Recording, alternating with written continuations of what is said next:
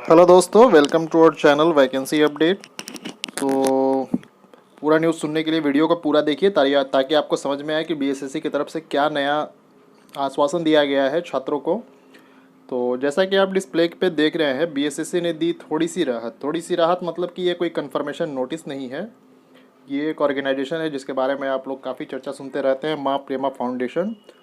तो उनका कहना है कि उन्होंने बीएसएससी आयोग के सचिव से बात की है, जिसमें से कि कुछ पॉइंट्स जो कि कैंडिडेट्स जिसके कारण थोड़ा परेशान है कि क्या होने वाला है उन बातों पे, इसके रिगार्डिंग प्रेमा फाउंडेशन ने आयोग के सचिव और अध्यक्ष से बात की। तो बात करने के बाद उन्होंने खुलासा किया कि आयोग ने ऐसी मांग को पूरा करने की बात कही है, जैसे कि टाइपिंग के लिए काफ़ी संशय था कि टाइपिंग में क्या होने वाला है, क्या वो कम्प्लीटली 100% एक्यूरेसी लेने वाली है या फिर क्या स्पीड रहने वाला है। क्योंकि बहुत सारे कैंडिडेट्स ऐसे थे जिनका कि पैराग्राफ पूरा 30 वर्ड पर मिनट का कंप्लीट होने के बावजूद भी की स्ट्रोक जिसे बोलते हैं, जिससे कि मेजरमेंट किया जाता है स्पीड का, वो 1500 के जगह 1400 पे ही ख़त्म हो जा रहा था, जबकि 30 के स्पीड के लिए 1500 का की स्ट्रोक होना चाहिए। तो इस तरीके की बहुत सारी कन्फ्यूजन्स थी और किसी का की स्ट्रोक 2000 के ऊपर जा रहा था अंग्रेजी में, जो कि ज़्यादा हो जा रहा था। तो दरअसल इसमें होना क्या चाहिए था, तो इसके रिगार्डिंग पूरा क्लेरिफिकेशन किया है, लेकिन किसी लिखित तरीके पर नहीं। उन्होंने ऑर्गेनाइजेशन को बताया है कि 1.5% गलती को माफ़ करेंगे वो, यानी कि अगर ऑलमोस्ट मैं बात कर लूँ तो हिंदी के टाइपिंग में अगर पूरे 300 वर्ड का है तो कुल मिला जुला के 3 से 4 वर्ड की गलती माफ़ होगी। और अंग्रेजी में अगर बात कर लें तो उसमें आपका 5 से 6 वर्ड की गलती माफ़ की जाएगी। तो एक थोड़ी सी राहत है, थोड़ा मतलब बहुत सारे क्या, मेरे ख्याल से मैक्सिमम कैंडिडेट्स का इतनी गलती हो रही थी। किसी का 1 वर्ड गलत हुआ है तो किसी का 2 या 3 वर्ड गलत हुआ है। तो इस तरीके से अगर ये न्यूज़ जो उन्होंने बताया है अगर ये सही होता है तो बहुत ही राहत की बात है कि ऐसा हो रहा है। खैर ये तो होना ही चाहिए था, क्योंकि अभी तक कोई भी किसी भी तरीके का कोई भी आयोग हो, चाहे वो बिहार सरकार का हो चाहे केंद्र सरकार का, कभी ऐसा नहीं देखा गया है कि 100% एक्यूरेसी कोई एग्ज़ाम लिया जा रहा हो टाइपिंग का। ठीक है।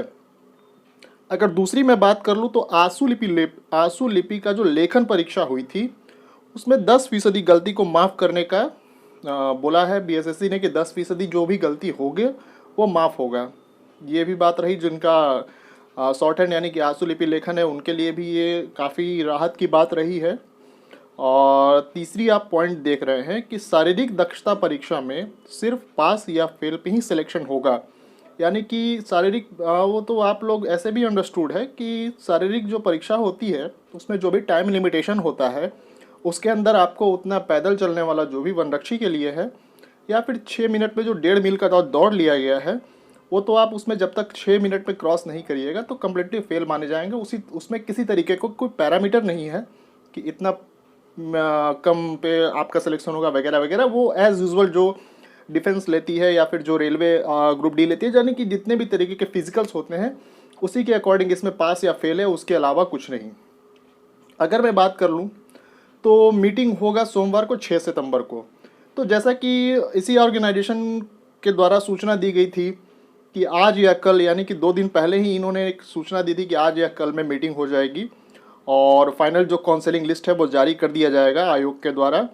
तो ऐसा हो नहीं पाया, जैसा कि हम लोग देख रहे हैं 2 दिन हो चुके हैं, ऑलरेडी 3 दिन हो चुके हैं, लेकिन कोई नोटिस नहीं आया।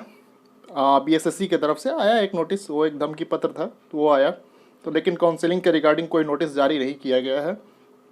तो फाइनली इनका कहना ये है कि मीटिंग हो नहीं पाई थी शुक्रवार को, जिसके कारण से ये मीटिंग जो होगी अब वो सोमवार को होगी और मीटिंग में होगा अंतिम निर्णय कि कितने फीसदी को बुलाया जाएगा काउंसलिंग में। हालांकि आयोग साफ तौर पे कह रही है कि जो बच्चों के यानी कि कैंडिडेट्स की जो बातें हैं वो मीटिंग में रखी जाएंगी, कि कैंडिडेट्स का मांग ऐसा है कि 2 या ढाई गुना को काउंसलिंग के लिए बुलाया जाए, ये बात रखा जाएगा। लेकिन अंततः क्या सहमति होती है मीटिंग में, जो भी कैंडिडेट बैठेंगे उसी के अकॉर्डिंग निर्णय लिया जाएगा। क्या वहाँ पे वोटिंग होता है, लोग वहाँ पे जो मीटिंग में बैठने वाले हैं अगर वो सहमत होंगे तो 2 गुना और ढाई गुना बुलाएगा, ऐसे उम्मीद काफ़ी कम जताई जा रही है। 10% ही इनका कहना ये भी है कि आज तक कभी ऐसा हुआ नहीं है बीएसएससी आयोग में कि 10% से ज़्यादा यानी कि 10% से ज़्यादा काउंसलिंग के लिए कैंडिडेट्स को बुलाया गया हो। तो चलिए ठीक है, इतनी बातें। और लास्ट में जो सबसे इम्पॉर्टेंट बात रही, जिससे कि अगर ये बात सही होता है तो इससे सारे कैंडिडेट्स को काफ़ी खुशी की बात है कि उनका जो भी 7 साल बर्बाद गया, इतने तरीके के टेंशन्स आए, एग्ज़ामिनेशन होने से पहले पेपर लीक हो जाना, या फिर एग्ज़ामिनेशन देने के लिए फ़र्ज़ी कैंडिडेट्स का बैठ जाना, ठीक है, बहुत तरीके की इश्यूज़ आई जो आप भी जानते हैं, खोल के बताने की ज़रूरत नहीं है मुझे, मैं फ़र्ज़ी कैंडिडेट की बात कर रहा हूँ। तो अगर काउंसलिंग लिस्ट जारी होता है 2-2.5 गुना तो ठीक है, ऐसे भी कवर हो जाएगा। और राहत की बात ये रही कि इनका कहना ये है कि जब तक सीट फुल नहीं होगा, यानी कि 13-12-0 यानी कि 13,120 कम्प्लीटली सीट जब तक फुलफिल नहीं हो जाएंगे, तब तक काउंसलिंग लिस्ट जारी होता रहेगा।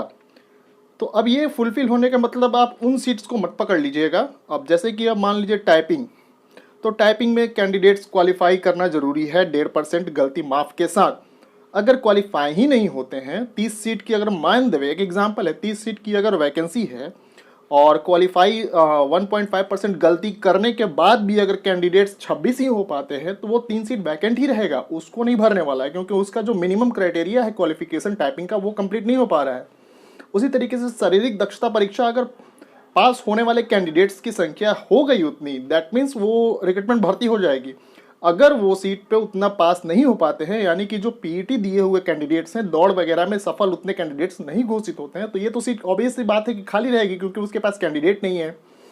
हाँ, तो बाकी जो सीट्स है जो कि जनरली मार्क्स पे है, नंबर पे है, जैसे कि पंचायत सचिव का हो गया, राजस्व कर्मचारी का हो गया, और भी जो सीट्स हैं जिसमें कि आशुलिपि लेखन या फिर टाइपिंग है या फिर शारीरिक दक्षता परीक्षा नहीं ली गई है, जो कि मार्क्स बेसिस पे कम्प्लीटली है, तो उसकी लिस्ट जारी तब तक होती रहेगी जब तक कि पूरा का पूरा सीट कम्प्लीटली फुलफिल नहीं हो जाए। ठीक है, तो यही सारी सूचनाएं जो है बात की, जो माँ प्रेमा फाउंडेशन ने बात किया, उनका कहना है कि उन्होंने बात किया है आयोग से और इन सारे तथ्यों को उन्होंने वहाँ रखा है और बीएसएससी के द्वारा ये सारे तथ्यों पे ये स्टेटमेंट्स दिए गए हैं। अब ये स्टेटमेंट कितने सही होते हैं और कितने गलत होते हैं, ये एक सिर्फ और सिर्फ बात करने वाला जो स्टेटमेंट निकला है मौखिक रूप का है, कोई लिखित स्टेटमेंट नहीं है। हो भी सकता है कि ये ट्रूथ हो जाए या फिर चांसेस है कि ये फॉल्स हो जाए। ऐसे उम्मीद लगाई जा रही है कि कैंडिडेट्स में काफ़ी रोष है, मतलब कि जो कैंडिडेट्स जो हैं काफ़ी क्रोधित हैं इनके व्यवहार को देख के, तो हो सकता है कि इन्होंने जो कहा है ये सही हो। ऐसे इस पे उम्मीद लगा के बैठने वाली बात है नहीं, ठीक है, तो इसको कंफर्म मत समझिए कि ये हो जाएगा। तो थैंक यू वेरी मच, मिलते हैं अपने अगले वीडियो में किसी नए अपडेट्स के साथ।